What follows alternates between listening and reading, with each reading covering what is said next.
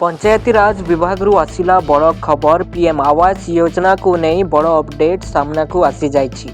तेबे कौन रही संपूर्ण खबर आसंतु जानिबा। तेबे आसिला बड़ खबर। पीएम आवास योजना को नहीं गुरुत्वपूर्ण तथ्य रखिछंती पंचायती राज मंत्री रवि नारायण नायक।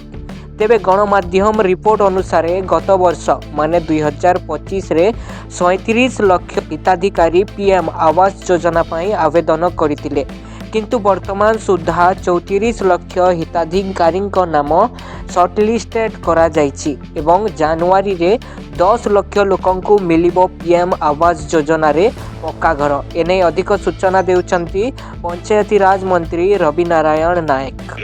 जनवरी रो आमे फेज देबे विभाग हमको से प्रकार कथा देई सकते। मु भाबुछि जे ए अल्प दिन भितरे ए विषय आम पाखक आसीबो एवं आमे गरीब लोक मानको जो माने first phase second phase third phase A प्रकार आसीबो से प्रकार आमे बंटन करिबो। ए प्रकार निष्पत्ति आमे जनवरी मास रे बंटन हो पक्का कहि करियो। हम जोटा हमको कथा देई छथि जनवरी मास रे आमे बंटन करिबा पई कथा देई छथि।